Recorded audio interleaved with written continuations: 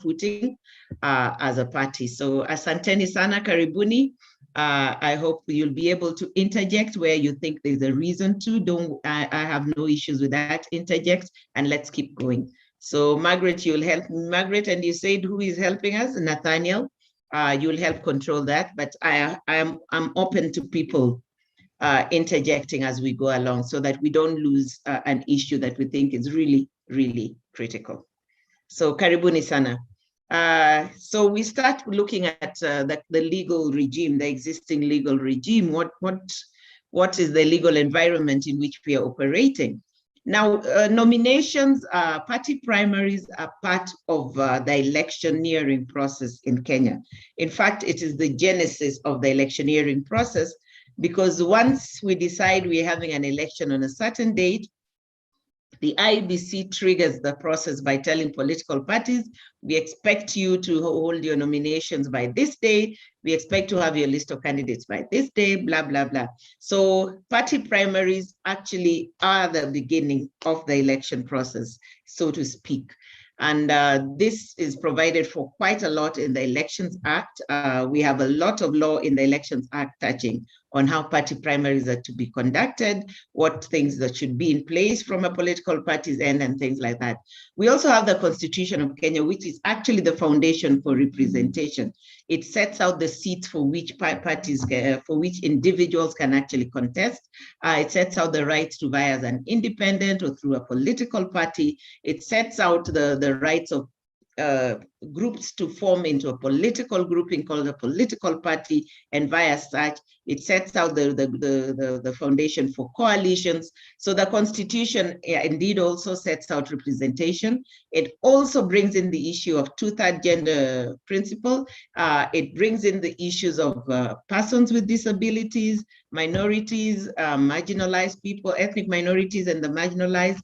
It recognizes the youth, it recognizes women. So the Constitution is the foundation for representation, and it actually says representation must be inclusive. And hopefully then our political parties will ensure that they apply constitutional principles even when they do their party primaries, so as to give us an inclusive list. We have a few references in the Political Parties Act, especially around the Political Parties Fund and formation of keeping of registers and a few other issues like that. But parties also have their own nomination rules, as I said earlier, that you have very, very good nomination rules. So those nomination rules also apply as long as they are not inconsistent with the Constitution and statutes in Kenya. So that's the regime under which we are operating.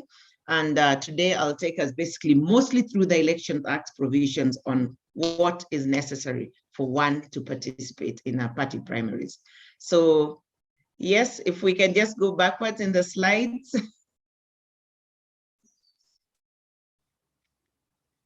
Back again.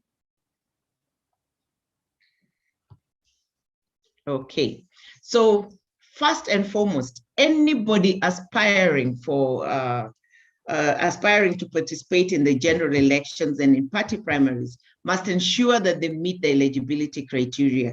I won't go through the eligibility criteria today because that's not what I was going to present on, but we know the criteria that a president has to be a citizen, must have a degree, must have no allegiance to no other foreign country, and things like that. So you must meet the eligibility criteria for the post for which you are aspiring. And I just thought I need to bring it to your attention that post-2017, all MPs and MCAs will be required to have degrees as per Section 22 of the Elections Act. So anybody who is aspiring to be a member of parliament or a member of a county assembly should have a college degree as well. So that's just one of the new things that people might be overlooking. It was amended before the 2017 elections, but its application was suspended to the next general election, which is 2022. So that's something we've got to be alive to for those of us who want to participate. Now, what does the law provide in terms of political parties? The political party is supposed to have nomination rules, which we have talked about. And a political party must submit its nomination rules to the commission at least 6 months before nomination of candidates. So we all know the elections are coming in August of 2022. So at least by January, so nominations are going to be around June or July. So we must ensure that by January, our nomination rules are completely good to go, and we are ready to submit them to IEBC. Now, once you submit them to IEBC, the party cannot amend them.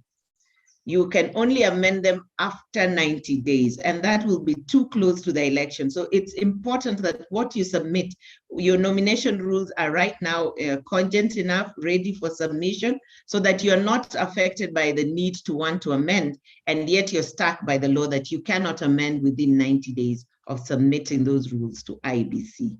So that is a crucial. Then the IBC will look and review those rules to see that they are compliant, because if you look at Schedule 2 of the Elections Act, it has guidelines for what needs to go into your constitution and partly there for your nomination rules. So it will look to confirm that they are compliant. If they're compliant, they will issue your party with a certificate of compliance. If they're not compliant, then it will require you to amend.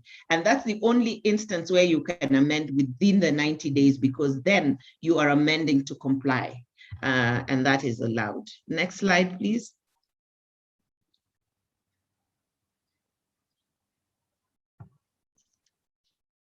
Now, beyond what is existing, the law allows IBC to issue regulations in which they prescribe guidelines to be complied with, and the process by which parties will nominate candidates.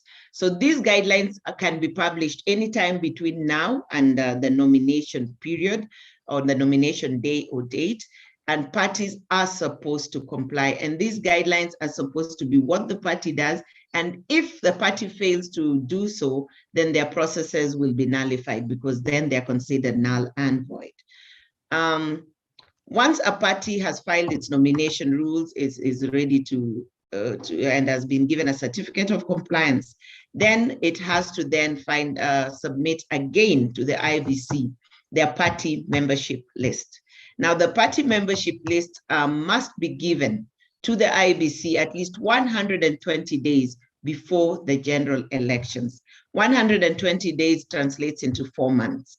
So again, we'd have to start thinking timelines here. As an election board, as a party, when should we have our register in order? Because once you submit that register to IBC, it is the register upon which you will conduct your party primaries. Anyone whose name is not in that register as of that time cannot participate in your party primaries. So you've got to start tidying up your register, ensure the register is up to date, ensure those who have failed to live and uphold the ideals of the party have been removed from the list, so that the list is actually something you can stand by as a party and say, this is our list. The commission will look at this list and then will publicize it. They'll publicize it on their website, and therefore people can go in there and find out whether they are party members and therefore apply to be either aspirants or as voters in your party. So it's important, therefore, to remember that we got to clean our party membership list at least by March of next year, so that we are ready to submit it to IBC.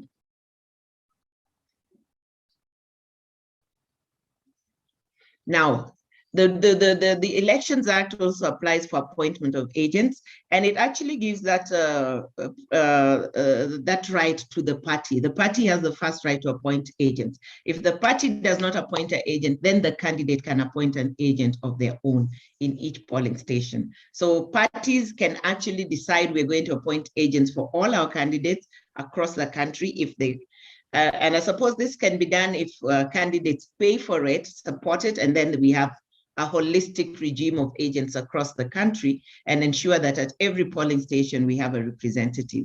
But then again, if the party fails to do so, the candidate has the right to nominate an agent. And when you're nominating an agent, it must be in writing, and then you must give the details to IBC so that they are given identity and rights to be at the polling station. An independent candidate also has the right to nominate an agent.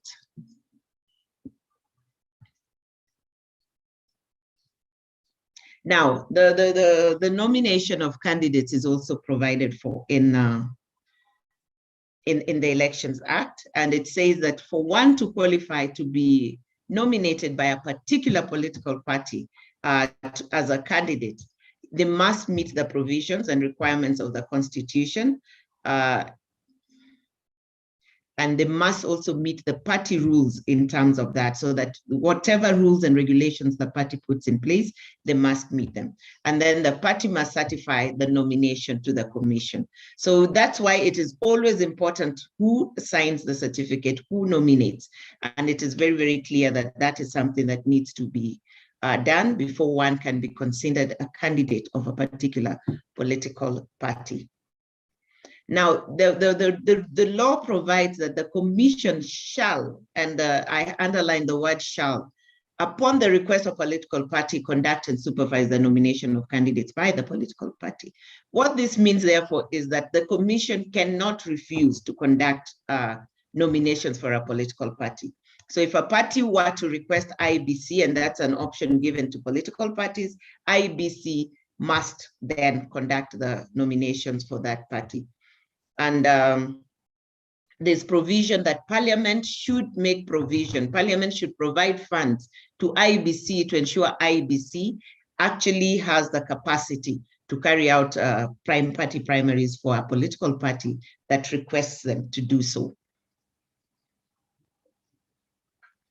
And then the list of aspirants must actually, not aspirants, the list of candidates who are successful in the party primaries should be given to IBC at least 60 days before the election. So that is a provision that is very difficult to comply with now because of the short timelines we are seeing towards the elections. And I think this is something that needs to be rethought out because 60 days before the election, sometimes party primaries have not even been completed. But normally parties try to ensure that primaries are carried out 90 days to the elections so that this 60 days is applicable. Next slide.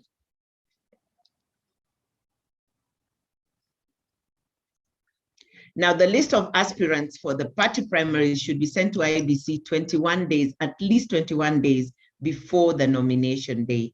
That means just that parties should actually give people more than 21 days to apply so that they are able, as a party, you're able to then meet the 21-day deadline that IBC gives you in the law.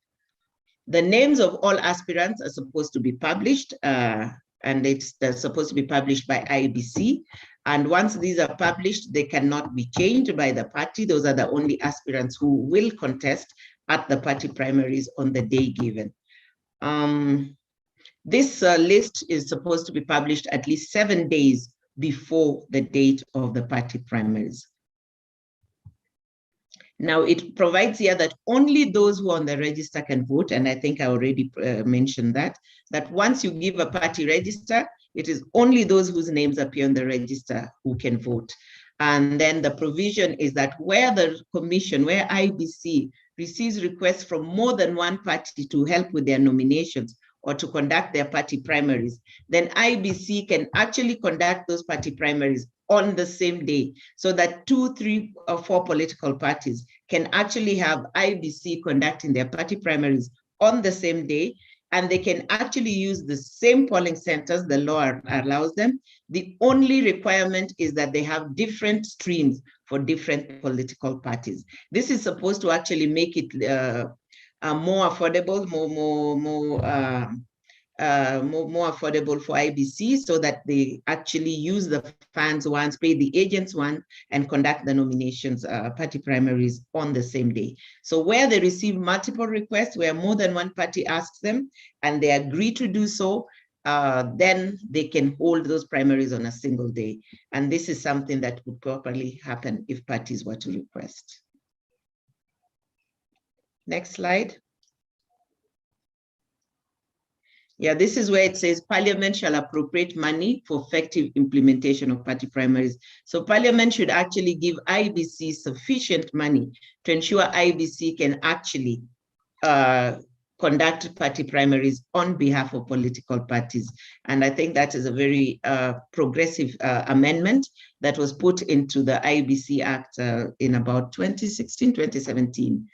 So every political party shall notify the commission of the name of the person authorized by the party to certify nomination certificates. And I think we've discussed this several times. Good morning, everyone. We are going to have a Bible trivia, and we have 10 questions. Isaac, and Isaac Litali. Isaac. Thank you. At least he was talking about the Bible, so ni sawa tu. So yes, the party must give the name and specimen signature of the person authorized to sign the nomination certificates. And I think we've discussed this. It's also in your nomination rules. So I think that's something that is agreed upon. No, I think in your nomination rules, there was more than one person. So maybe you need to tidy that up still. And that person shall therefore issue a certificate to everyone who has been nominated by the party. He must certify in writing that X has been nominated to vie for the position of X in this county for the party. So that's what that person does, and they're saying it should be the name of a person authorized and the specimen signature given to IEBC. This is to rule out doubt and to rule out fraud and to rule out confusion, as was experienced in some years back. Now, they also provide for independent candidates. I know you're a political party, but some of you might just get the urge to move on and decide, I'm now leaving, I'm going to be an independent, and I just bring the rules around independence to your attention as well. An independent candidate must have their own symbol, and they must notify IEBC that this is the symbol I want to use, and they must do this at least 21 days before the deadline set for party primaries for everyone else. And if it's a vacancy arising midstream in the office of governor, they must do so at least 7 days before the nomination date. The commission can reject or approve the symbol, and they can actually reject the symbol if they think it's obscene or offensive, or it's similar to some other person's symbol or another political party symbol, or something that has already been copyrighted by some other entity. Then they will definitely reject it.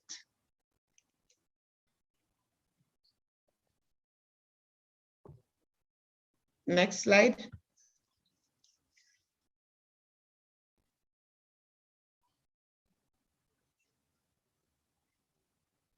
Now, when does a person qualify to be an independent? And looking at these rules, they've now locked out people who want to be independents cannot initially participate in party primaries, then run back as independents. If you look at what the amendment said to the law now, you must right from go, before parties conduct their primaries, decide, I am an independent. So one must not have been a member of any political party for at least 3 months preceding the date of the election. And then he must submit to the commission at least 60 days before a general election, the nomination paper. So that means that he has to actually have it before that he is going to be an independent.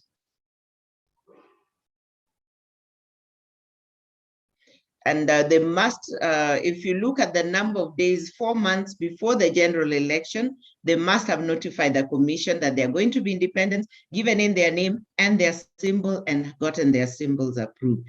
Now, when you look at that 4-month period, and nominations are carried out 3 months to the election, clearly, therefore, that the party survives an independent ought to have already indicated to IEBC that I'm going to be an independent, this is my name, and this is my proposed symbol. So that therefore locks them out of participating in party primaries because they can't. And if they're also supposed to be not to have been in a political party 3 months before the general elections, which is the 90 days deadline for holding party primaries, again, they cannot participate in party primaries. And I think this therefore now rules out that issue of forum shopping. You go for nominations, lose, and then start running to be an independent.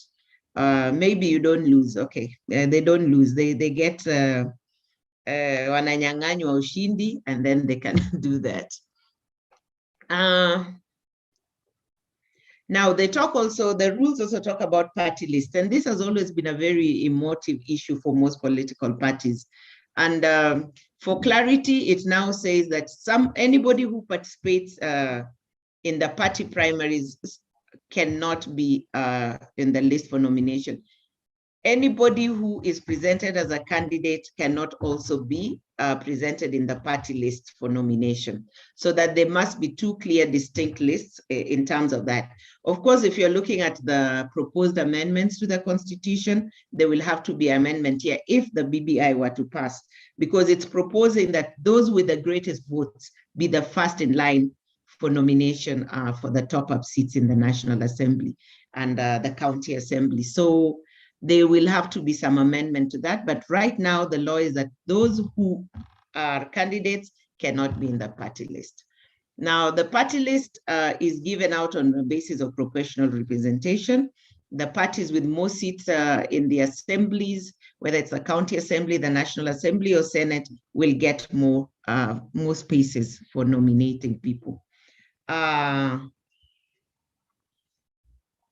The lists should be presented, the names on the list should be presented in order of priority, so that the people you want nominated most are on top of the list and you keep dropping them. So that is the way it's given, so that the commission, when they are nominated, start at number 1. They cannot just look at the list and randomly say, we are going to give number 15. The list presented is in order of priority, and the commission must have reason for not picking your number 1. Sometimes it's because of gender, they don't need that gender. Sometimes because they're trying to get a PWD. Sometimes it's because they're trying to get some ethnic minorities and some marginalized groups on board, or trying to get some regional balance in place. So you might find indeed that your number 1 on your list has been left behind, but it's not left behind because they were leaving out number 1. It's because the IBC also has several under considerations in coming up with the people who are going to be nominated. So that they should be picked in order of priority, but then again, the IBC can skip a person because they're trying to meet constitutional provisions on inclusive representation. So that must be understood. And I think that has been a thorny issue in the past, with people saying, how come this person was left out and this number 6 was picked? But it's because of that trying to meet constitutional provisions on inclusivity. So a party then must submit its list to the IBC. IBC will confirm that it is compliant with the law and the Constitution, and then issue the party with a certificate of compliance. If they find that the list is not meeting the requirements, it will require the party to amend it. And you will see that as we go on, that there are certain requirements. There are places where you need to give us PWDs. There are places you need to give us, like in Senate, you just give us 16 women only, then you give us 2 youths and 2 PWDs. So they must be compliant in that regard. Next slide.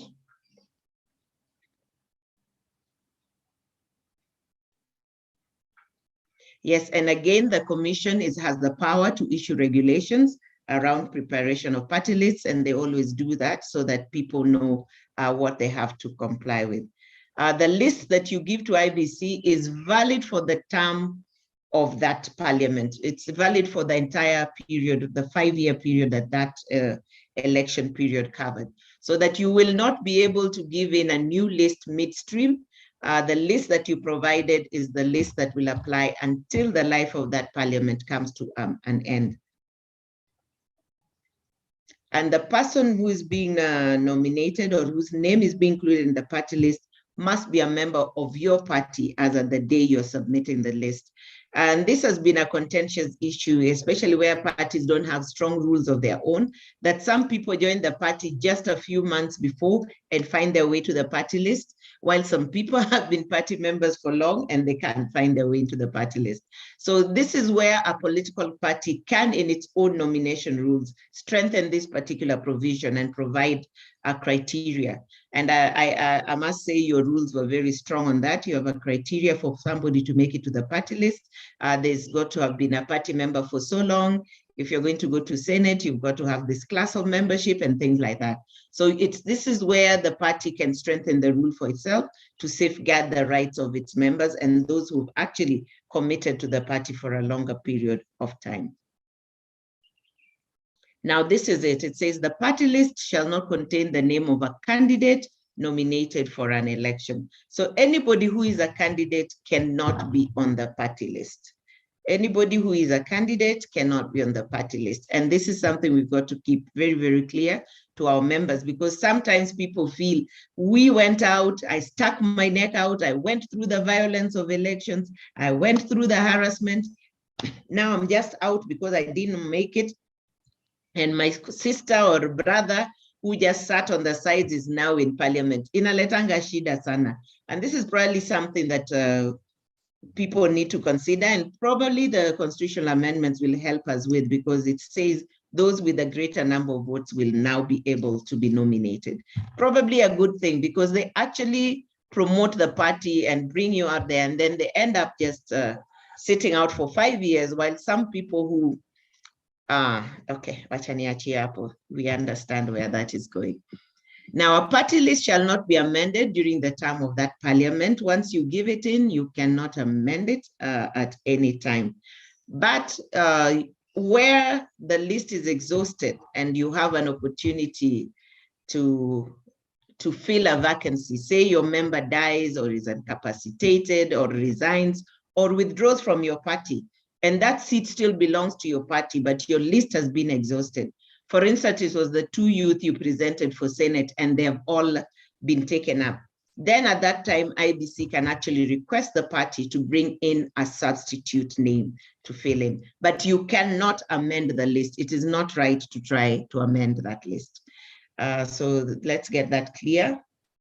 And the list should be given at least 45 days before the date of the general elections. So we see that the list of candidates is 60 days, and the list of the party list is 45 days. So you're given 15 days window there to try and see what to do with the list in between your nominations and presenting the party lists. Next slide. Now, allocation of special seats is actually provided for in the Constitution, how seats are to be allocated. As we said earlier, these are the seats and the vacancies available as provided in the Constitution for party lists, for nomination. But it is IBC that has the power to actually now allocate the seats to specific political parties. And they look at the proportion of seats won, and then they decide who from your party list gets it, in trying to also meet the inclusivity factors in the Constitution. This has been a problematic thing, with people saying, oh, nimepitwa, oh, the IBC has given us fewer seats than we deserve. It has been a very contentious issue. And I think this is an area where political parties should actually require to meet, especially the political party liaison committee should require to meet with IBC before elections and settle the air, just settle the air in terms of how many seats, how are you going to allocate these seats? How are you going to calculate the proportion of seats? Because it's been a very contentious area. And I think it's something political parties need to take up before we vote, so that it's so clear. But normally we wait, and then when the seats are allocated, then we start trying a litigation here and there. And sometimes there's also been complaints that there are not enough PWDs appointed. People being listed as PWDs are not actually PWDs, and vitu kama hiyo. So I think this is an area where political parties need to engage IBC, and we have the liaison committee. I think that can work very, very well in trying to iron these things out way before they are gazetted, and because once they are gazetted, it becomes litigation. So if we can engage before, it will be useful. And again, this is an area where if the proposed constitutional amendments were to see the light of day, representation now will not be on number of seats won, but it will be on number of votes gathered overally. So that means, therefore, that there'll be greater chances of political parties that never quite get to win the seat, but has a great showing to have more seats allocated to them. So this regime might change going forward. or it might stay as it were. But let's keep alive those factors in our minds as we go forward. But this is how seats will be allocated, and it's in line with the constitutional provisions. Next slide.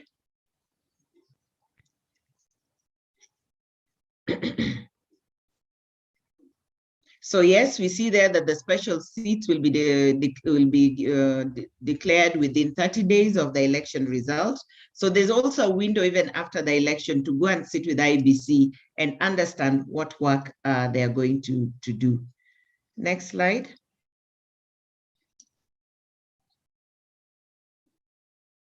Now, this is where I was talking about reallocation of seats, where a political party, where a representative from a list dies, withdraws, changes parties, resigns, or is expelled, the party has the right, the seat still belongs to the party.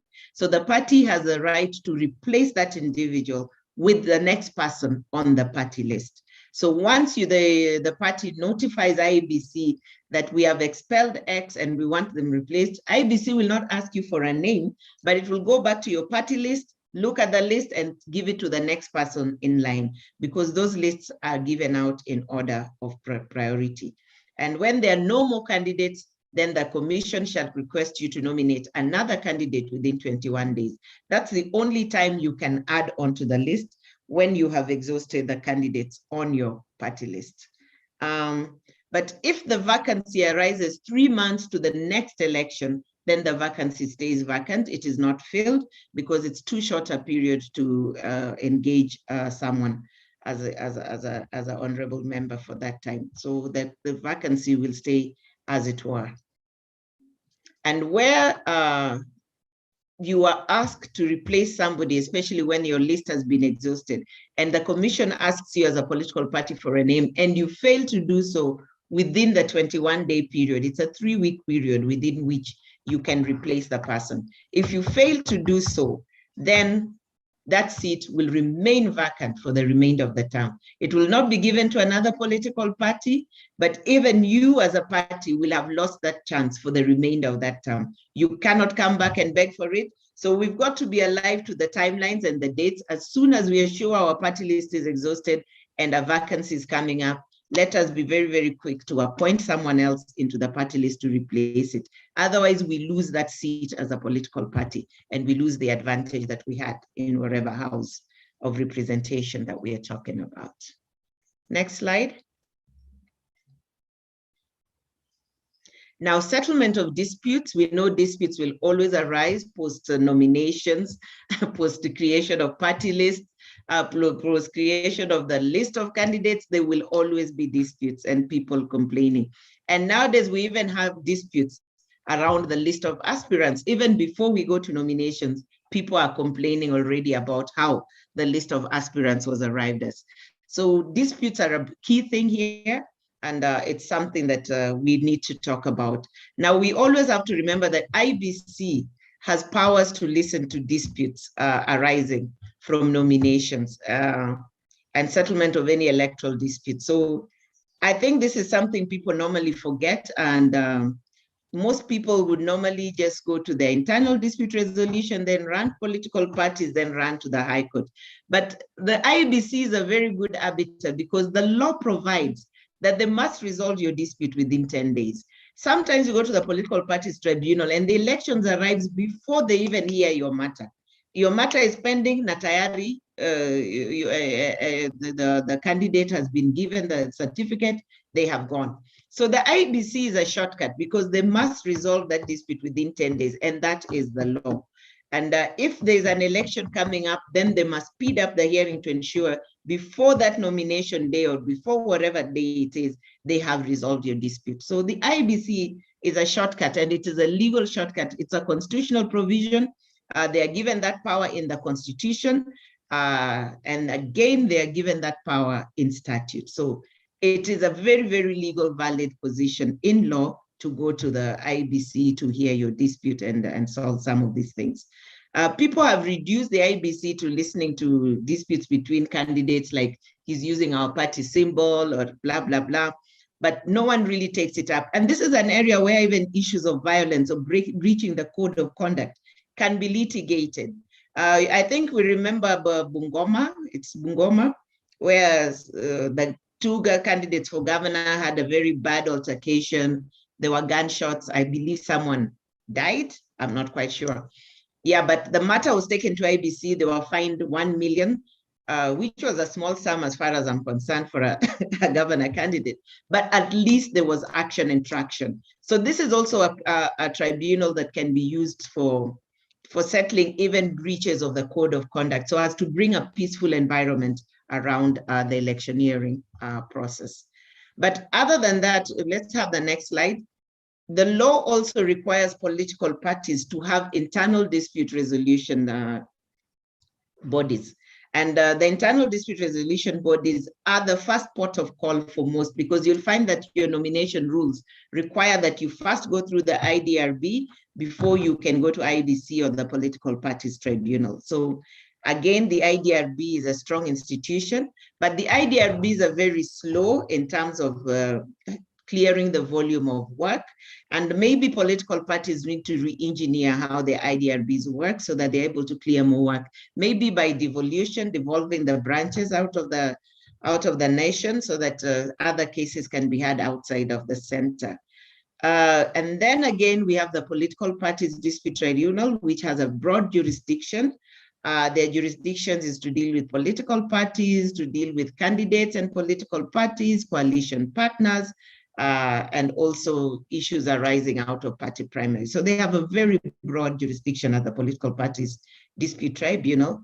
It's only that the political parties dispute tribunal tends to be very legalistic. It has adopted a very formal structure and procedure to their proceedings, which then slows down proceedings. And sometimes a lot of the cases expire or outlive their usefulness because time lapses before you get your decisions and things like that happen. So again, this is probably one tribunal that we need to be calling for its devolvement, so that we have tribunals all over in every county, so to speak, so that we don't all have to come to the High Court in Nairobi and work till midnight. I've been in this tribunal at midnight, just trying to end on Saturdays and on Sundays, just because of the volume of work. So this is again another area where we can be calling for the devolving of the functions of this tribunal to the counties, so that it serves us more effectively in terms of listening to disputes timelessly at that time. So that is also there as an opportunity to hear disputes from there. Appeals from the tribunal can go to the High Court, and from the High Court to the Court of Appeal. So we have a lengthy process in terms of dispute resolution for party primaries. Now, deregistration of a political party. I just wanted to bring it to your attention that a party that does not promote free and fair nomination of candidates and does not adhere to the law relating to nomination of candidates as provided in the Elections Act can be deregistered. Now, what does that mean? It means that nominations are a very critical aspect of the functions of a political party. And it's taken very seriously, to the point that when a party fails to adhere to its own nomination rules, to the statutory provisions, then it can actually be deregistered. And that's a very serious thing, because it means you lose your standing and status as a political party. It's not even you lose the right to field candidates, you lose the status of the political party. The party gets deregistered. That just shows how crucial nominations are, how critical a function nomination is, and how important it is for you as a political party to conduct free and fair nomination of candidates and to abide strictly by the law of nomination. So let's get that right. Let us know that if we had an active membership that were to agitate for deregistration, it may come to pass if we did not hold fair nominations. So that's how important it is. Next slide. Now, the political parties fund, and this is something we've talked about severally too before. Now, the Political Parties Fund is, we all know, is a fund that's available to political parties that have a good showing at the last election. And they're given money to be able to conduct their activities. And one of the activities they are supposed to conduct is to promote the representation in parliament and in county assemblies of women, persons with disabilities, youth, ethnic and other minorities, and marginalized communities. That is a requirement of the law. So this is something that they must do.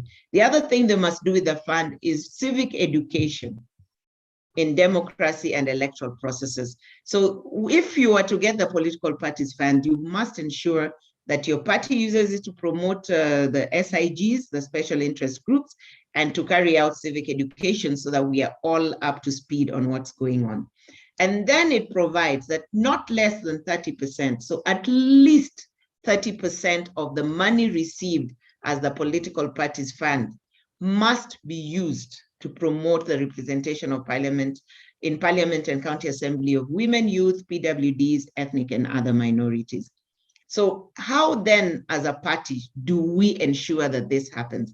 How then do you as an election board and as the party leadership ensure that this is done? You must have structures, you must have systems to ensure that this happens so that you're able to account for that fund and actually use that money to promote women campaigning, youth campaigning, PWDs, ethnic and other minorities. So this is a very critical part. It's a fund, it's the government promoting women, and it's part of the strategies towards achieving the truth and gender rules. So let's try and abide by this. And this again is the other thing. If you fail to do this, we can again ask for your deregistration. So again, a critical point in there.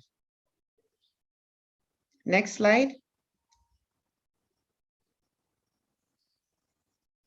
So that is it for the existing law as we have it today. That's the regime under which if an election were to be called in the next 2-3 months, that would be the regime under which we operate. That would be how we carry on our business as political parties towards nominating. That is how IBC would engage you. Now we have pending in Parliament what we call the Political Parties Primaries Bill.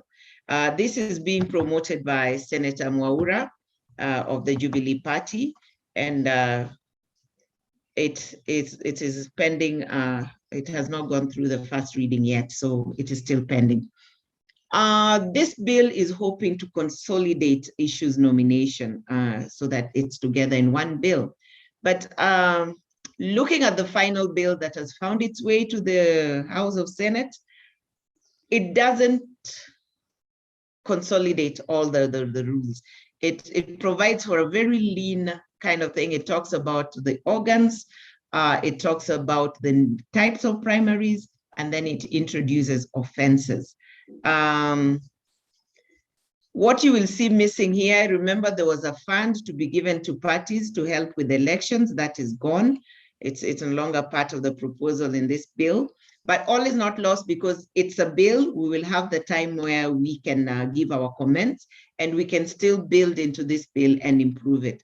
So it is good to know what is there so that when it comes to the time for us public participation, we are able as a political party and as a group of people to improve it by giving our comments. So this is what we have now, a very lean document, much leaner than we discussed when it was not yet before the House. And yes, a lot more can be done to beef it up, I believe. So it does provide for the organs of the party which are necessary for conducting party primaries. It talks of the governing body, it talks of the elections board, and it talks about the internal dispute resolution board, or whatever it's called. You find that these are already provided for in the Political Parties Act. The provisions in the Political Parties Act are not proposed to be deleted, so they still exist in pari passu with this. Then it provides for that the party must provide the name and specimen signature of person authorized to sign the nomination certificate. Again, this is something that's already existing in the Elections Act. So it's not building into, and it's I don't know. It's just providing again what we already know exists. The thing that it does that's not in any of our laws right now is it provides a criteria for appointing people to the elections board of a political party. And the criteria is that one, the person must be a person of integrity. And secondly, the person must have at least a Kenya Certificate of Secondary Education certificate. And the person must be a party member and not an aspirant. Interesting. Is it the duty of this bill to define for political parties who sits in the elections board, or this is something that is well left to the nomination rules of each particular political party, knowing its place and stand in society at any time? Because these are things that are currently provided for in nomination rules by political parties. But now we are making it a statutory requirement that members of our electoral board must have KCSE certificates. And looking at the nomination rules of the various political parties, some of them recognize that there are people who did not certify themselves through the secondary school system, but are very instrumental in the party and are able to give in a lot of input. And some parties are quite comfortable to have people sitting in their EBs who do not have this certificate. So I don't know what our views are around having this provision as a proposed statutory provision and acting for political parties criteria for people who sit on their internal organs. I think that's now getting into our internal activities as a political party. It spells out the roles of the governing body as around the nominations and the role of the elections board. So it actually says the governing body will give out the registers, the elections board will confirm the register, give out vet aspirants and things like that. So it spells out the roles of the governing body and the elections board, which I think is okay if we need to. It also provides the qualifications for the chair of the IDRB as an advocate with at least 5-year experience, and provides that members have a KCSE certificate also. Again, this is making statutory the composition of internal party organs. Again, something there that we need to discuss and see whether it's something we would like to have. Next slide.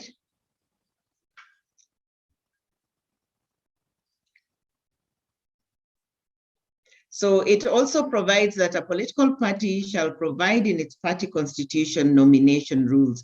This already exists in the Political Parties Act, and it's a requirement that parties do this, and it's also part of what is in the Elections Act. So quite repetitive, if I may say so, but that's what is proposed there. And then it also provides for types of the party primaries that a party can hold. And it talks of the competitive and the non-competitive. And reading the act further, when they talk of non-competitive, they are referring to voting by delegates.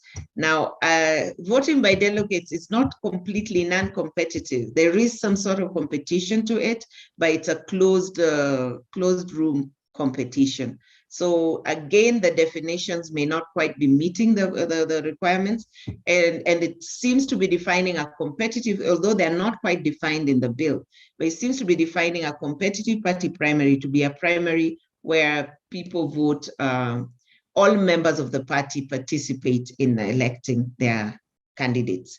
But in a non-competitive, they are referring to voting by delegates. So that's what the two types of primaries that are provided for in this bill.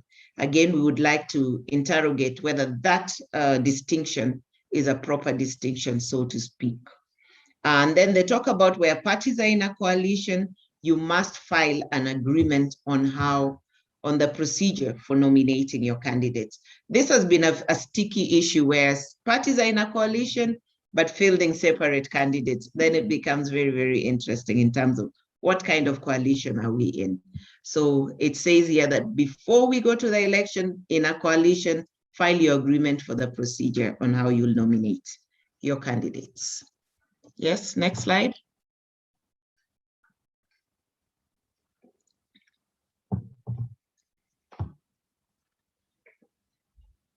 Now, another new thing that they set here is that it is the IEBC that will determine the party primaries date. So it is no longer a political party notifying IEBC that we want to conduct our primaries on this day. IEBC will specify the day or days on which political parties shall conduct party primaries. And the timelines are the same, 90 days, 45 days, but it is now taken away from political parties, and the power to decide the date, time is given to the commission. I do not know whether this is okay with political parties, but that's the proposal in the bill. Then it provides that that day, the day for nomination, shall be a public holiday. That's an interesting one, because in the past, nominations have just happened as people work. So they're saying that will be a public holiday. And very interesting, because it has to align with the Public Holidays Act as well, but that is provided, so it's going to be a public holiday. And then they go on to provide that employers must allow their employees to go and participate in the party primaries, and failure to do so, any employer who fails to do so commits a crime punishable by a fine of $500,000 or 6 months imprisonment, or both. So that's very hefty. And I think it's actually trying to lend importance or credence to the nomination day as an activity that should be taken seriously by the entire country. So hopefully that then will structure party primaries to be a real part of the election process for all citizens, so to speak. Next slide.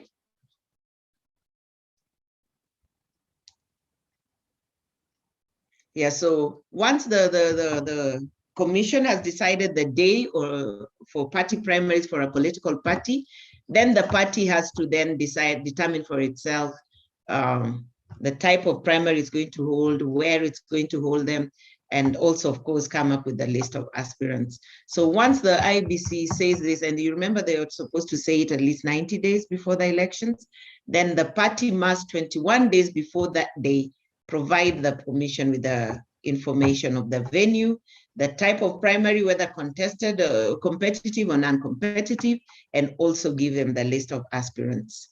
So that happens there.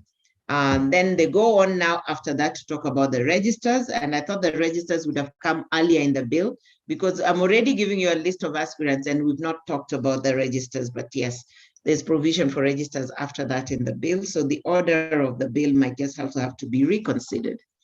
So it talks about the registers, and it says a party must maintain national, county, constituency, and ward registers. And these registers must be accessible to the public. The register is certified by the governing body, and is it what is used to determine who is eligible to vote and or vie as an aspirant for a party. Now, this is a marked difference from the current legal regime. In the current legal regime, the party registers are submitted to the Registrar of Political Parties, who confirms that they are compliant with the law and that they verifies them as correct, and then publishes them. In this instance, it is the governing body itself that confirms the registers and then uses them. And they must just make sure they're accessible to the public from the political party itself. So this, in a way, is giving control to the political party, but also is open to abuse, because the party register can then be amended as we go on, and no one would be none the wiser that has happened. So again, some kind of safety net and safeguard has been removed, but probably to make it easier for political parties to comply. I'd like to hear your views on that at the end of this. The register is to be posted at the venue where one can vote, so that you're able to know this is where I'm voting. And it also provides that the political party must provide all the polling materials. So you'll see that in this bill, there's no requirement that the commission conducts the nominations on behalf of a party.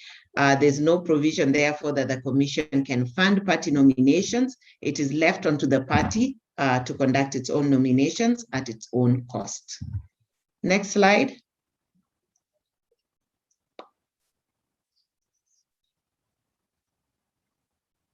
So it provides that in a non-competitive party primary where voting is by delegates, Then the party must send the list of delegates to the commission before the party primaries are held. It must also send the procedure for appointing delegates and confirm that they have complied with that procedure. And that procedure must be found in the party constitution or nomination rules. So the nomination rules must clearly say, how do we get delegates, or the party constitution can do that as well. Before one can contest as an aspirant, it provides that the person must fill a self-declaration form. The declaration form must testify to your leadership and integrity capacities. And then one must also annex the academic certificates. And this is crucial now that all candidates must have a degree certificate. So you must annex your degree certificate and other certificates, a copy of the ID card, and ensure the nomination fees has been paid. The election boards are then to vet the applicants and prepare the list of applicants and send it to the commission. At least 21 days to the nomination date, as stated earlier, and the commission has to publish that within 7 days of receiving the list. Next slide.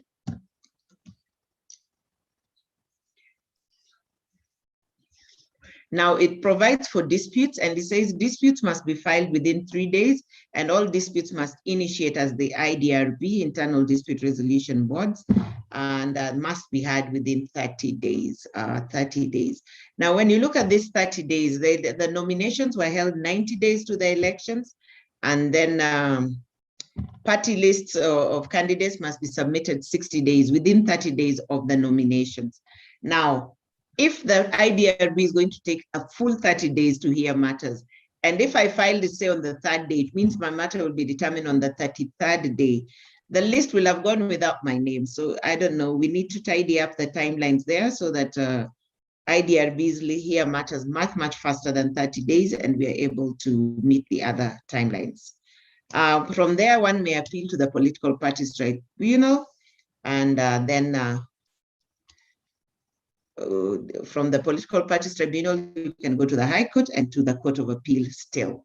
Now, one new thing it introduces, and which might be of interest to aspirants, is that it provides that the political party will not submit a name of a person as a candidate for a constituency, ward, or whatever position that is being contested. As long as the matter is before the Internal Dispute Resolution Body or the tribunal or the High Court, the provision here is being that no name will be submitted. Now, I don't know how this will play out in real life, because sometimes we find disputes going beyond the timelines, and IBC has to continue to organize an election. It will not wait for Amani to give me a candidate to continue with the election. Do we as a political party run the risk of having no candidate just because somebody filed a dispute in court? Is that really justifiable? I think this is something that it might be good for the aspirants, but it might leave a political party exposed to a position where the party has no candidate in the election. So let's discuss that as well, because yes, it's good to give aspirants as much time, but is it good to disenfranchise a political party in the election? That's something we need to discuss if we honestly and think about. Next slide. Then, of course, it has the offenses. These offenses are actually the ones that were in the initial draft. So there's not much new there. They relate to party registers if you fraudulently change or destroy, blah, blah, blah. These are the offenses of obstruction, the offenses around voting materials, undue influence on candidates and other people who are voters, bribery, violence, aiding and abetting any crime around those elections. So those stay the same, and they all call for some random fines, sentences, and or both. Next slide. The other thing that is in the political parties' primary bills, and these are now found as miscellaneous provisions, are it provides a ceiling for nomination fees. So it says that the highest amount a party can charge their candidates, their aspirants, is this figure stated here, so that for president, the maximum amount a party can charge is 1 million. For governor, 500,000, for MP 250, and for MCA 50. You can charge less as a political party. All the bill is proposing is you cannot charge more. Again, this is also interfering sometimes, I think, to an extent with internal affairs, because what if my party is made up of people who can afford to pay more, and the party wants to raise money, because this is a time when the party needs funds to organize an election. So again, we need to discuss those. And then it provides that for special interest groups, they shall not pay more than 50% of the amount presented here. So women, youth, disabled, minorities will pay half of these figures, not more than half of these figures. So 1 million, so for president, a presidential candidate would pay 500,000, governor candidate would pay 250, MP would pay 125, and an NCA would pay 25,000. So that's what is proposed in that bill. So a party can decide to charge less than this. For instance, a party can decide we're just going to charge 500,000 for president and nothing for MCA, depending on the party and how it feels. So you can charge less, and you must announce the nomination fees at least 14 days before the primaries. An aspirant who is appointing an agent must do so in writing. In fact, in this bill, the right to appoint agents is now belonging to the candidate as an individual, and the political party can also appoint their own agents to watch over the nominations and or the general election. The commission IBC may outsource civic education. The power to conduct civic education right from the Constitution to Elections Act is with IBC. So it provides here that commission not having the power or the capacity to do so may wish to outsource civic education, and they may also accredit other institutions to conduct primaries for political parties. Next slide.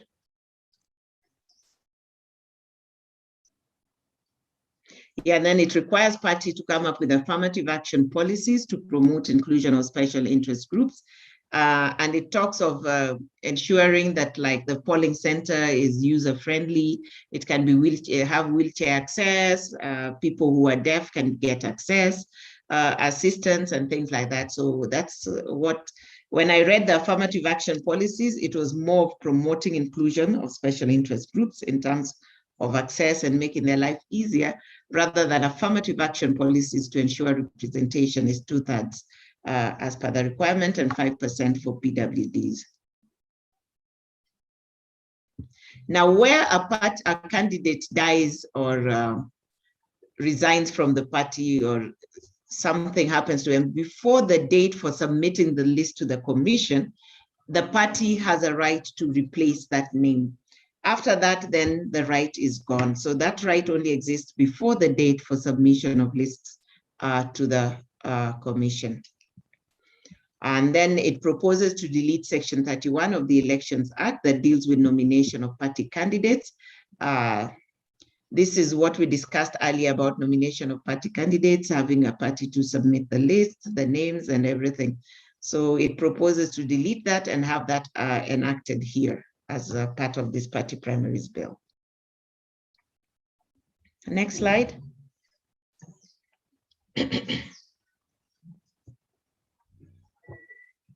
So yes, so that is it for the existing law, and that is it for the bill that is proposed in Parliament today.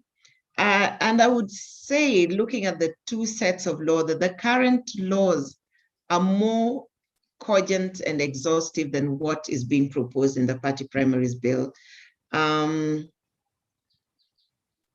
the party primaries bill doesn't consolidate all the laws relating to nominations, party lists, and everything. It only focuses on types of primaries, the offenses, and the organs. We saw when we were discussing earlier that the Elections Act is very, very deep in terms of what a party can do, number of days, what IBC can do. So I don't know that this law is sufficient to fill the gap in terms of party primaries. I don't know that this law is sufficient to take over what we have currently. And I don't know that it proposes anything better than what we have currently. So I'd like to hear your views for that, so that we know how to move forward in terms of preparing for nominations and preparing to engage the Senate on this party primaries bill going forward. So that is it, ladies and gentlemen. Thank you for listening to me. It was an honor and a pleasure. Asante. Thank you very much, Roslyn, for taking us through this comprehensive session. I must believe that, listening to you, we don't get tired. Every day, you always have something new, but very interesting. And I must admit that I am always learning something new from you every day. When we compare the current regime rules and guidelines on party primaries, comparing it to the one that has been taken to Parliament, I want to strongly believe actually the current one that we have, it is much, much more exhaustive, and there's room for improvement, but it is very inclusive, I must say that. The one in Parliament right now is a little bit restrictive, and it might open a can of worms, and it is giving room for certain things to be abused, and things that unless a political party is very, very keen, some of the things might not be very good for the candidate. But nevertheless, because of time, I think I want to open this session to the election board members. They have heard you very, very clearly, because you have touched on issues that concern the political party. You have talked about the Political Parties Act. You have talked about the Elections Act, and you have talked about the role of IEBC. You have equally talked about, the role of the candidates, or rather the aspirants themselves. And more critically, you have talked about the issue of timelines, starting from now, the issue of timelines. And this is where many political parties get caught up with time. So the Elections Board, they have heard you, and I would like them now to give their comments, or rather their questions to you, so that you can actually clarify on those very, very important issues. So thank you very much, Roslyn. And the floor now is open for a plenary. And let us have people, let's see, people have got their hands up. And Nathaniel, I'm sure you are on the floor. You can try to moderate their hands up. Okay, thank you, Edie, for this opportunity. I can see the floor. On the floor, we have the chairperson of the Elections Board, Honorable Salim Busaidi. The floor is yours, Chairman.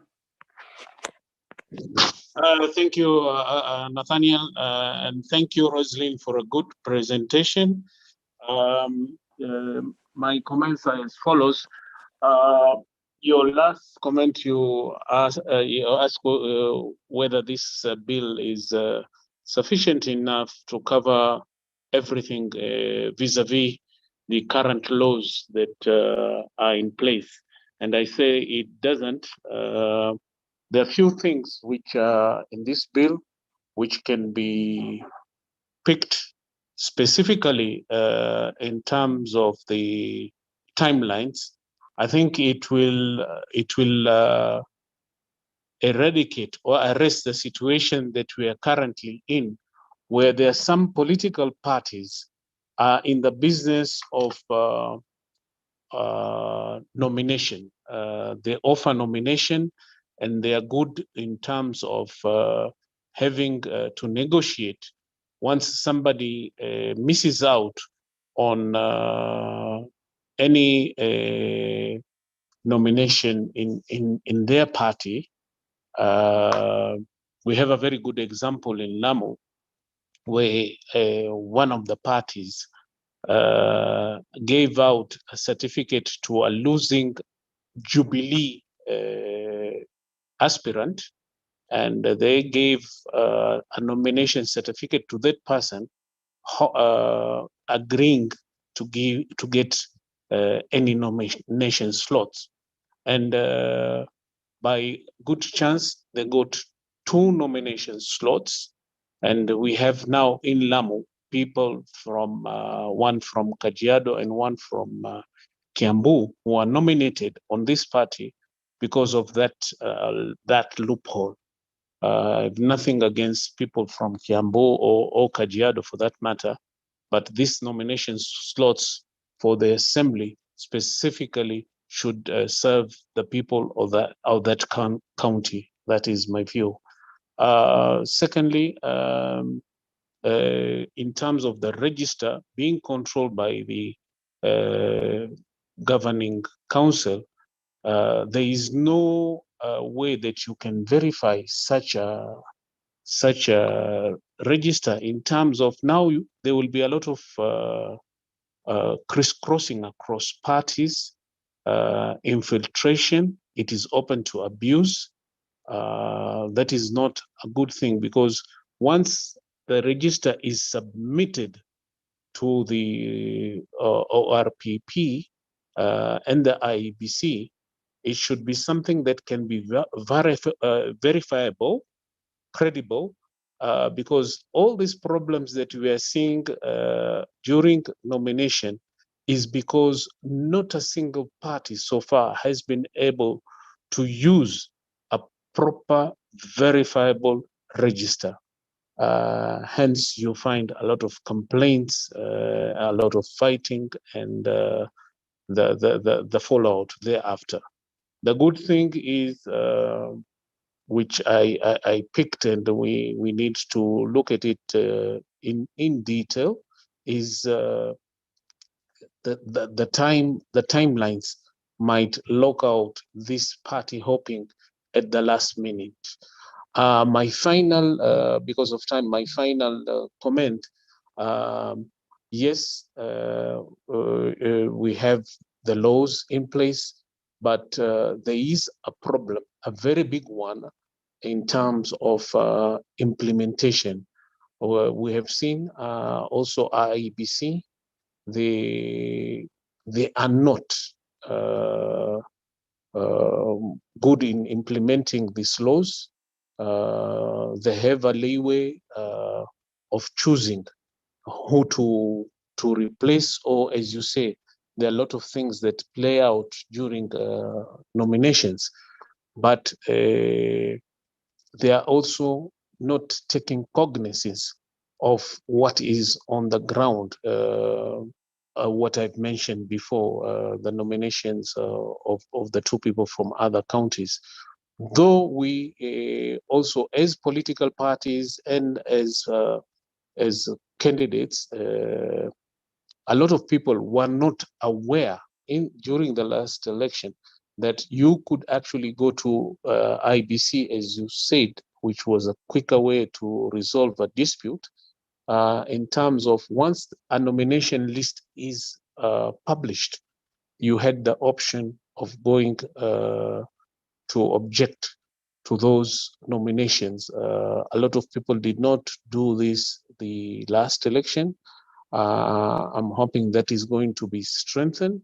And I'm hoping also, while they are strengthening this, they strengthen a very important aspect, which is ignored tremendously, the agents who are in a polling station or who are in a counting hall. There was a lot of lapse in the last general election. Thank you very much. Thank you so much, Chairman Busaidi, for those comments. On the floor, we have Honorable Basil Mwakiringo. The floor is yours.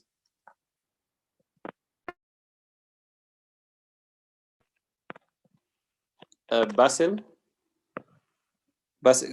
can Basil hear us?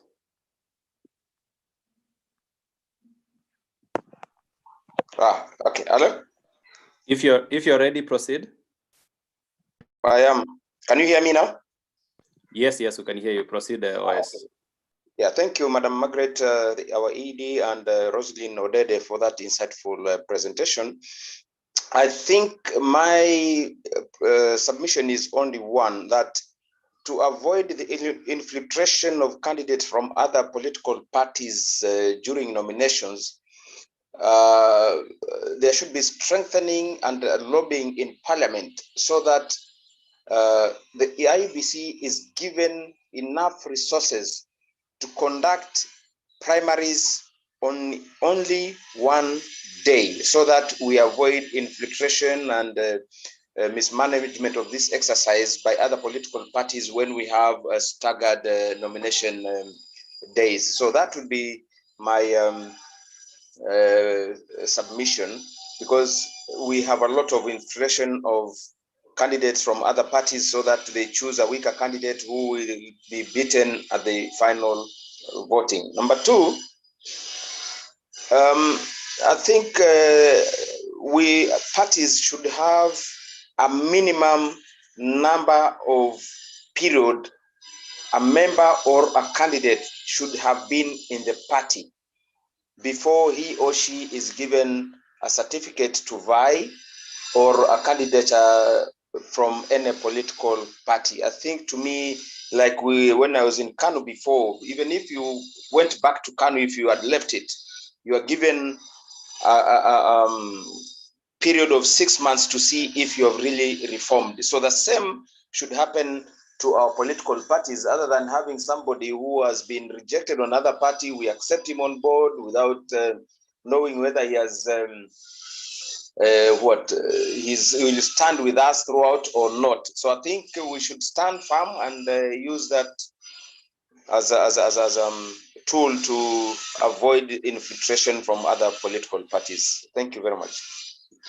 Okay, thank you, OS Basil, for those comments. On the floor, we have Wilfred Muliro, a member of the Elections Board. Please proceed. The floor is yours.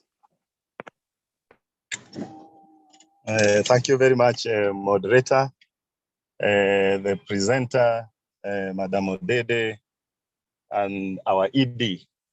I think I also want to agree with the ED that I've learned a lot, especially on the fact that you can actually shorten the aspect of disputes by seeking the IEBC way. And also the fact that there is a bill that suggests a raft of ideas that are supposed to fill the gaps. But having said that, I would like to comment on a few things. I begin with what Chairman Saidi noted. And I think it touches on what our organizing secretary has said. I believe that the beginning of what Bwana Mokiringo is talking about is the register. That if political parties can have verifiable, credible registers, and as the presenter said, that belongs to the party, then you can weed out the idea of infiltration. Because even if we do it on the same day, I remember at one time, I think during the last election, the day we had our elections is the day in Bungoma, is the day Fort Kenya was having the elections. And there were a lot of disruptions where we were sharing centers. The violence from the other party spills over to the other party. And I think it all boils down to the register issue. And looking at the new suggestions, I don't know whether the presenter truncated that. I've not had time to look at the new bill. It's the first time I'm hearing this from our presenter. But it looks like they have identified the problems, but the suggestions maybe are lofty. Because one is a problem of financing. When they cap it and try to enter into political parties, they are treating a disease that has been there always. The highest bidder buys the party and automatically renders the idea of party primaries useless. because there are people who will follow the routine, pay the amount, campaign, but already there is a heavy financial at a level of even, I think in our some of the elections across, at the level of a governor, you'll find that whoever has given more money. So how do we treat that idea of the highest bidder in political parties? Maybe if we cap it, it kills two birds with one stone, levelizes the field. I think even at national level, we are having conversations on how we can cap the campaign financing, so that it is not that it is too expensive for you to be a leader in this country. And then the second thing on the register, I think what I saw very good from the proposal is that apart from having a verifiable, credible register, I think the pillar of that register is accessibility and how it is known, just like the IBC does. It is open that we can go at the level of even the polling center to go and confirm whether you are actually within that. So if they suggest that it should be available at national, county, constituents, even go up to the polling center, I think they have identified the problems there. And also another issue that I think may be a reverse of what a contradiction within what you have presented concerning the new bill is the idea that now removing the register from the register of political parties. I say this for one reason, that the issue of register for all political parties needs a centralized area of verification. For one reason of duplication, that we noted, we as EB at one time, that we don't know what happens, that you'll find that you are today morning, you are a member of ODM, in the evening, you are a member of Jubilee, while actually in your mind, you are a member of ANC. So if we have a centralized way of checking duplication, then it will be better in that way. I would just add up to what the presenter suggested, which is very good, I think. We need to devolve the idea of dispute resolution so that we can kill two birds with one stone again. One, it enables those who are not resourced. It gives them labor field for you to travel, find a place to stay in Nairobi, and you are a candidate and you are waiting for your case. If we devolve that, as Odede, the presenter suggested, I think is wonderful. In that manner, internal even dispute resolution should be in a way devolved. I think with the beauty of our ANC new system is that in a way it has staggered the elections process. That we have currently, we are actually involved in recruiting the entire level of election coordinating panels. Some of them are in the meeting here. It's a form of devolution. You know, from up, down, there. I think I agree with that in that case. Then lastly, sorry for taking many words, lastly is the type of primaries. I feel that it may not be out of this world to be specific on the types of primaries, for the reasons that we have had. In fact, there already exist very many types of primaries that are not known, but we know they exist. For instance, where do you put the idea of negotiated or consensus nominations? We have the system, as you say, the delegates, then we have the competitive elections.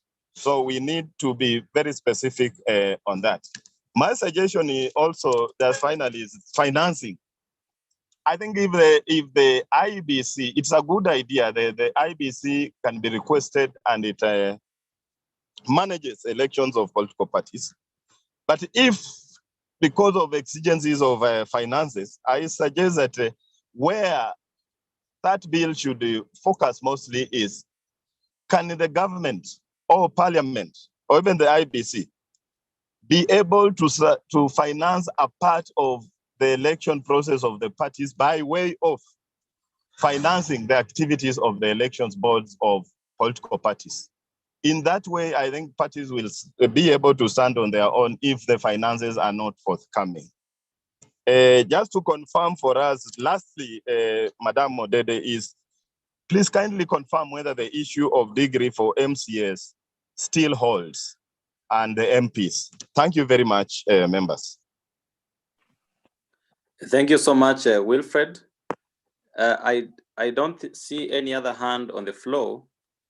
If members, you have difficulties in raising your hand, you just, there's a button written more on the bottom of your screen. You can be able to raise your hand. In the meantime, okay, I can see the Vice Chair of the Elections Board, Isaac Litali. Please, the floor is yours, proceed.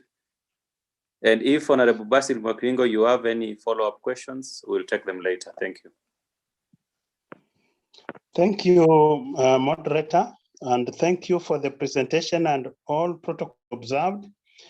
I do not have much to add to what my colleagues have said, other than just saying that this was a very insightful presentation. And I hope this presentation will be shared with us so that as an elections board, we can interrogate it in our meeting. And also, if we come up with issues or questions that we would like to raise, how do we channel those concerns, especially? I would like some clarification on that, how we can raise our concerns and to whom and within which timelines. Thank you. Thank you so much, Vice Chair Litali. I don't see any additional hands on the floor. Perhaps we can give Rosaline Odede a chance to make responses to the comments that have been made. Senior Counsel, please proceed. Thanks, Nathaniel. Thank you, honorable members and participants. I think most comments were not really questions. Most were actually just comments to kind of improve or lift into the bill.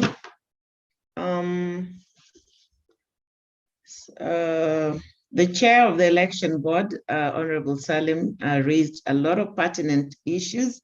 I think this issue of political parties hawking nomination certificates is so rife. It is so rife in our system that there are people who just sit there. I'm told some even establish parties just to sell certificates at the right time. So it's something that a conversation that we need to have a lot more. And as someone said, I think it was either Basil or Wilfred who said that IBC needs to pull up its socks because they are the ones letting us down in terms of implementation or ensuring compliance. So some of these activities are actually very, very shady, are actually almost illegal, but they go on, we know about it and it happens. And I think, as you say, at the ward level, you want representation from someone when you're ground, someone who knows what the people want, somebody who knows what the people feel, somebody who understands us as a community, as a people. So it is very sad when those nominations are handing it out to people who have no affinity with the community they are hoping to represent. And I think that's sad.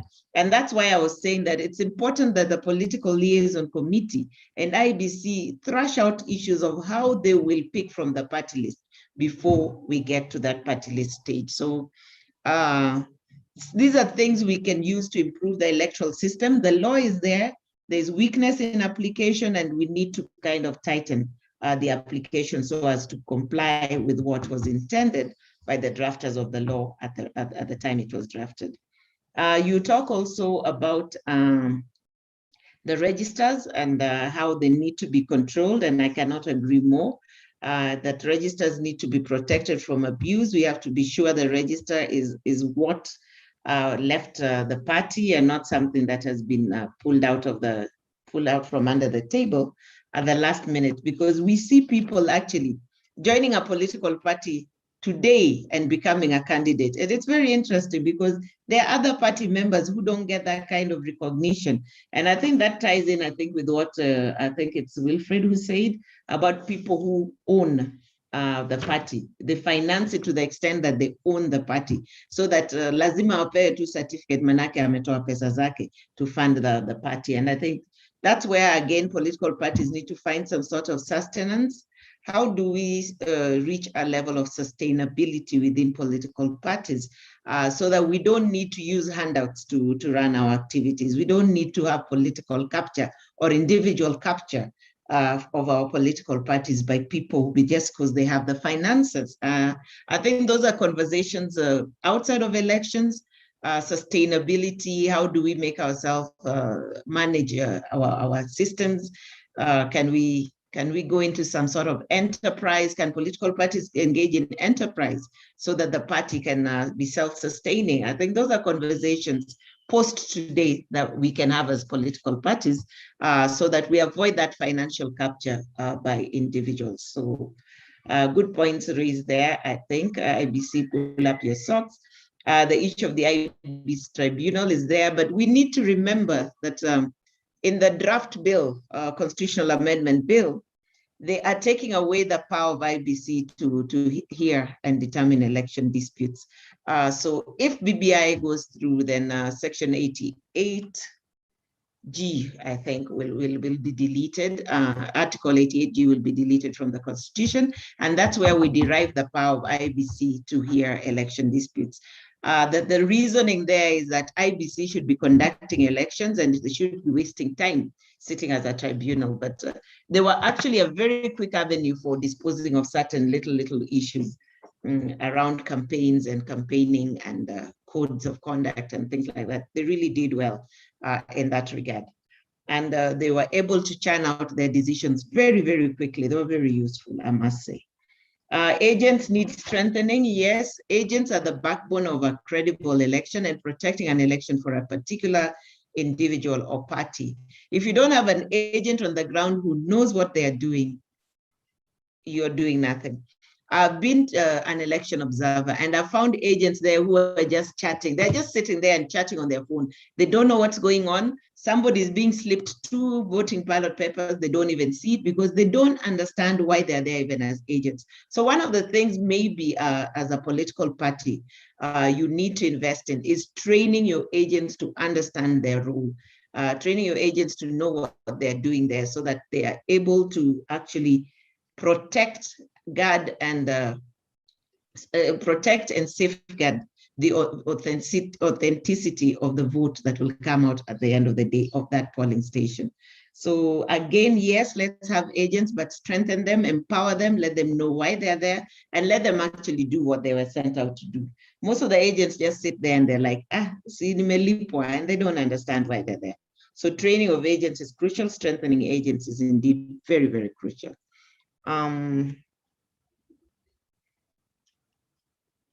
I like the idea from Honorable Basil, the organizing secretary, when he says that let IBC conduct the elections and the primaries and let them do it on the same day so that party hopping will not be there. We are there. You cannot say I lost in the ODM one, wacha nikimbie Amani, nimelose Amani, wacha nikimbie Jubilee.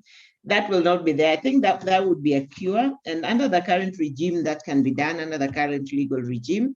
That is the law, and it can actually be applied if political parties agreed to all require IBC to conduct their primaries, and then IBC having multiple requests would then hold the primaries on a single day. So I think that's a good proposal there and something worth considering and having discussions over with those who kind of do this sort of thing. And then you said parties should have a minimum period of having been a member before being given the right to participate even as an aspirant. I think this is a crucial and probably a non-negotiable item that should be in your rules. Because there's no reason why a newbie should come in, somebody who just joined our party yesterday should come in and get a top seat, and some of these people who have grown the party, who have nurtured the party, struggle to even get some sort of recognition. So it's just a ranking and pecking order thing that exists in every institution, club, organization, association. And I don't think it would be viewed discriminatory. It would be something one has earned over the time and period that they have served the party. So it wouldn't amount to discrimination. It is positive discrimination in favor of those who have put in their hours and time. And I think it's only fair. And I think that's the position in your Amani party. Somebody must have certain a number of years before they can be given some sort of recognition. So that was it from Basil. Then we had Wilfred with several proposals and several observations. He liked the idea of IBC hearing disputes and shortening the period. He loved the ideas of having verifiable and credible registers, party registers, because this is where rigging starts if the registers are not credible. He said the bill is not quite sufficient, doesn't know whether I over-truncated it. I didn't truncate it overly, I just presented what it has. It's actually much leaner than what we were discussing before it went to the House. The other one had several other proposals that actually beefed it out and made it commendable. A lot has been weeded out, I think, in political negotiation as it went forward. A lot was shaved off, and now we have a document that I think does not live up to its billing, that does not serve the purpose for which it's intended. And we are probably better off staying with the laws that we have now and picking out the 3 beautiful things there and putting into the Elections Act. You talked about the accessibility of the registers and the need to have the registers available to people to examine. And I think that cannot be gainsaid. It is very, very crucial. Because as you say, you could find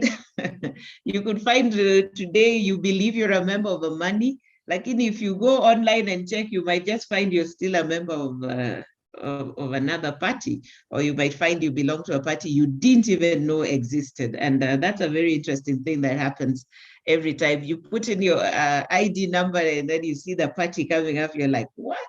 I didn't even know this party existed. So yes, let the registers be accessible. Let people be able to cross-reference and verify. And as you say, the custodian should be the registrar of political parties, because in that regard, then everybody has access. I do not have to come to your political party to access your register. I just go to the RPP and I'm able to find out if I'm belonging to a party I don't know about. Devolving dispute resolution is a good thing and you support it, and I think I do too. I think it actually does a lot for people. As you raise it, imagine a candidate has to come to be in Nairobi for maybe 2-3 weeks. Sisa hizo ground imeharibika.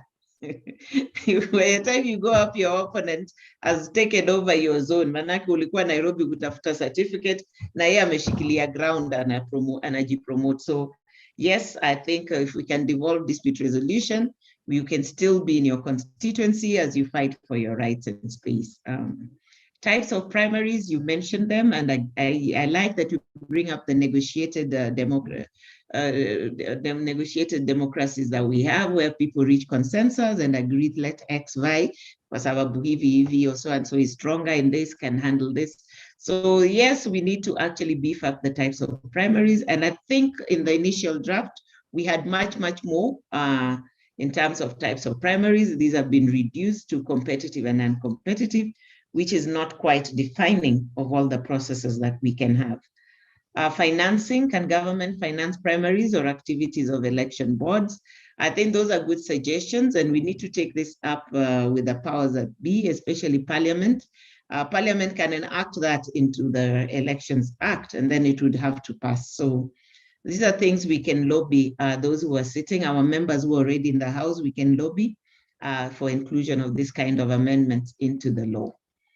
Then you finally asked me to clarify whether MCAs and MPs will require degrees. As up to now, as we speak, there has been no amendment. There has been no deletion of that amendment that was put in 2017. It exists, and it provides very clearly that for clarity, members of parliament and members of county assemblies are required to have a degree. And then it provides further that that provision shall not come into place immediately, which was 2017, but shall come into effect at the next election, general election. And so here we are approaching the next general election. That section still exists in the law, in the Elections Act. I think it's either section 22 or 23, one of the two. It is right there. Just go back, refer to it, read it. You will find that it is still the law that one needs a degree, and unless something else comes up, it will be the law. I know when the constitutional amendment bill was brought out, people raised the issue of, oh, has it introduced degrees for MPs and MCAs? And people looked at the bill and said, no, there's nothing around that. Yes, there was nothing in the constitutional amendment bill. It's a statutory provision. It's in the Elections Act. And as we speak, it is a provision and requirement of the law. So tujipange na hiyo, ama we lobby parliament to again delay its implementation. Either way, it is existing. And then Isaac asked that we share the presentation. I think that will be done through CMD. They always do. I think Margaret can confirm that they always do. And I didn't quite understand the issue of how do we channel our views. Is it our views about the public primaries bill? If that is the question, then we channel those through the Senate when they call for public participation. Then you have an opportunity to go and get your views known. If it's follow-up from today's presentation in terms of you need clarity around an issue or two, Margaret, you're free to call me up. I'll give you that advice free of charge. Thank you. Asante sana. Thank you. Thank you very much. Thank you very much. Okay. Thank you so much, Roslyn. I just wanted to make two comments. Comment number one is regarding your presentation on the existing legal regime. And I think as a political party, as the ED mentioned earlier, we are compliant in most of the acts, including the Elections Act, the Political Parties Act, and we are continuously complying with the existing requirement incumbent upon us. We are always in constant touch with the political parties registrar, including IEBC. And I think from your presentation, the issue of the timelines as we gear to the next general election, it's something that we are going to make sure we are keen on so that we are not caught up with time and all this. I think there's something you presented on the eligibility criteria for aspirants who seek to vie on our ticket. Our constitution recently, which was amended, we have a new constitution, has provided for all these. And I think, as you rightfully noted, we have come up with a very latest and up to standard nomination rules, including the rule book that is entrenched in our constitution. Now, on the political parties primaries bill, and as most of my colleagues have said, I think the bill crowds the space for political parties. It does not give room for latitude. There is no leg room for us to breathe in a few areas. And I could say it is a bit of double legislation or over legislation, as we can see it. But there are very good things that are pointed out, that I've noted in that bill that my colleagues have not mentioned. Allow me to mention a few. The idea of the public holiday is a good idea. If we could pick this probably and entrench it in the Elections Act so that it is a requirement that during party primaries, it is a public holiday so that we give room for Kenyans to exercise their political rights, then this is a good idea. Imposing fines on employers who don't want their employees to participate in political processes, especially the primaries, I think it's also another good idea. Because you find many employers, especially those who are working within the informal jobs, maybe those who are working with the Indians or others, they are restricted from participating in this political process, which is an entrenched right in the Constitution. So I think this is a good idea in the bill, and we must find it very progressive. I've also noted the idea of the disputes in the bill regarding aspirants have to launch disputes with the IDRC within 3 days, and then the PPDT, they can make appeals. And then the bill has provided that a party cannot submit a name to the commission until the dispute is heard and determined. And as you rightfully noted, I think this will be too restrictive. It will disenfranchise our party and political parties from presenting candidates. And you might find that is a zone. It could be a political strategy by our opponents to make sure that we don't field strong candidates. So I don't find this progressive. Personally, I'll be opposed to this bill, and I don't think it is a progressive proposal. Regarding the miscellaneous provisions in the bill, there are these nomination fees that have been provided, and the bill has been the bill has provided capping, the maximum cappings. I don't think that is progressive enough, because political parties should be given the latitude to determine their own internal nomination fees. And in this case, the governing organ of our party is the elections board. They should be able to sit down, because they are semi-autonomous, to come up with the nomination fees. And fortunately, our political party, even in the 2017 general elections, we provided certain waivers to the special interest groups. It was about 30%. I think the ED will confirm the figure. And this was to encourage the participation of the youth, women, PWDs, and the ethnic minorities. So I don't think it is proper to provide the maximum cappings in the miscellaneous provision in this bill. And finally, I have a concern, which is I've been raising in many meetings, regarding Section 25 of the Political Parties Act on the Political Parties Fund. I think there was a legislation, there was an amendment that was done in that section, which disenfranchised our party, ANC, from benefiting from the fund. You remember they amended in the statute laws amendments, they removed the and, the or to, and replaced with and we were disenfranchised as a political party. And MACU, we tried to negotiate this in the NASA coalition agreement, because it was put there that since we ceded our right to ODM to run for, to carry the flag bearer or for the presidential ticket, we were entitled to the money that would be appropriated to ODM. But since then, ODM has not complied. They have not been generous enough to grant us a share of what they receive from the exchequer. And to this date, even though we are not considering strongly litigation, we feel that it has informed us that going forward, we will be choosing carefully our coalition partners. Otherwise, thank you so much. Those are the comments I have. Thank you so much, Kadima, Nathaniel, for that. So maybe, Rosalind, you want to respond just before we wind up?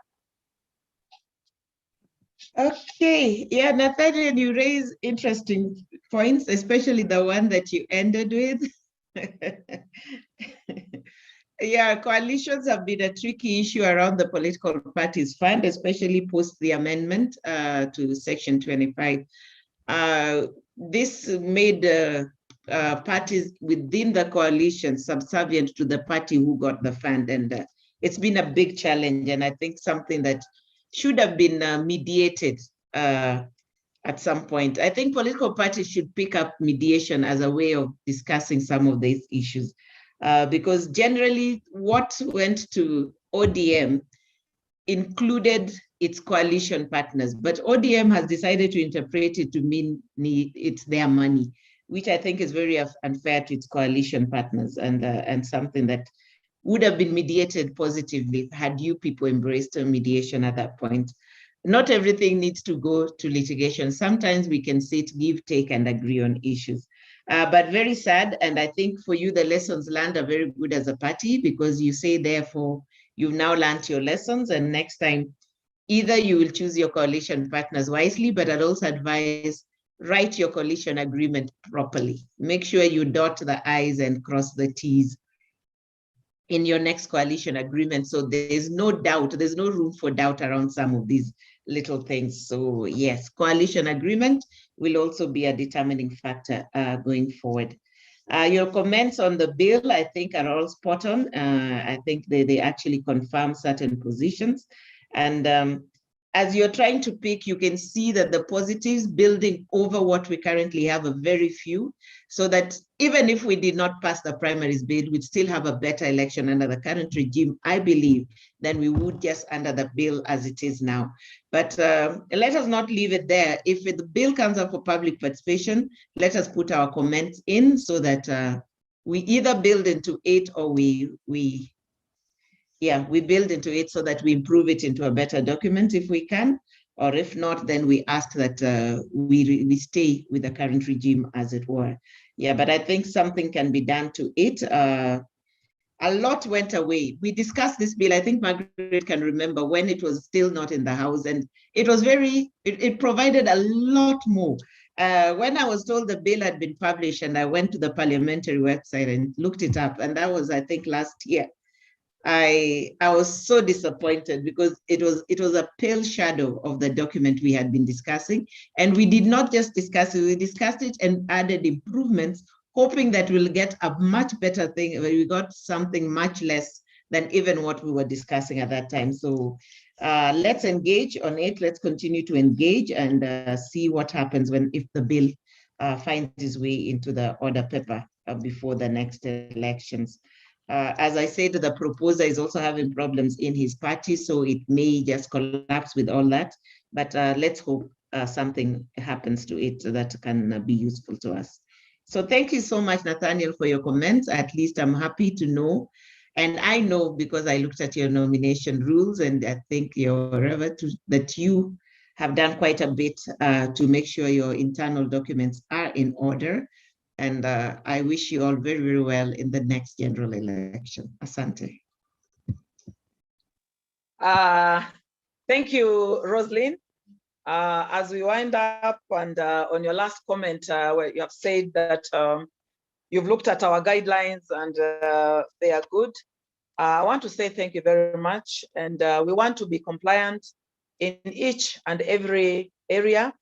That's why we keep checking with the registrar of political parties and checking with IBC, because 2022, Musalia Mudavadi will be the president of this country, and therefore his party must be in order. His party must be in order. So thank you so much for supporting us. And just as I wind up, I just want our members to know that one of the issues that was mentioned, that to avoid having people paying a lot of money to the party to own it, this is where we tell our members that they have to be members, and there's always a membership fee. So if members pay their membership fee, their annual subscription, then they will have a stake in the party. And if they just want free things, then you'll get people who will come in to run the party, and they will have a voice in the party. So please encourage our members out there to be paid up members of the party. The issue of training agents, Roslyn, you have said it is critical.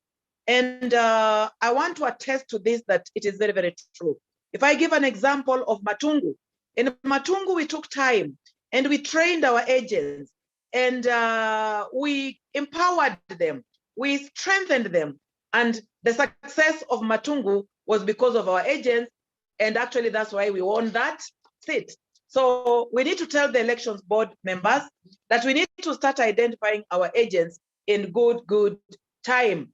And lastly, as we wind up, the issue of timelines, the elections board members who are here, you've had the timelines. We want to be compliant in each and everything, so let us maintain on the timelines. Thank you very much. Thank you, CMD. And I want to hand over the meeting back to Isaac Kenya. Thank you for attending, members. Thank you.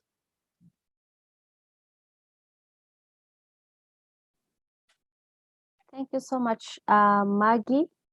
And sorry for that, I couldn't join you for the meeting in the morning session, but I hope that you've been, you had a very fruitful deliberations.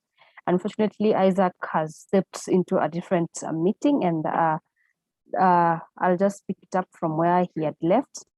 And let me take this opportunity to thank everyone for making time to attend today's meeting. And to Roslyn, thank you so much for the wonderful facilitation. And Ms. Ndanye, thank you so much. It's always a pleasure having you in our meetings and having you to moderate these sessions and put things straight as they are. So from us here in CMD-Kenya, just to say asante sana for availing your time this afternoon. And I hope that you will continue engaging even as we move further towards the 2022 general elections. Let me just take now this opportunity to just officially wind up and close the meeting. And until next time, asanteni sana, and we'll continue engaging. Thank you so much.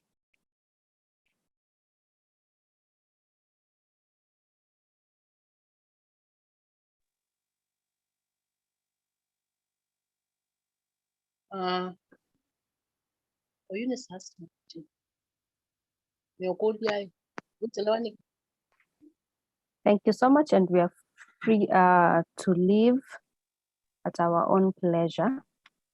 Thank you so much, everybody. Thank you. Thank you so much. Bye. Bye.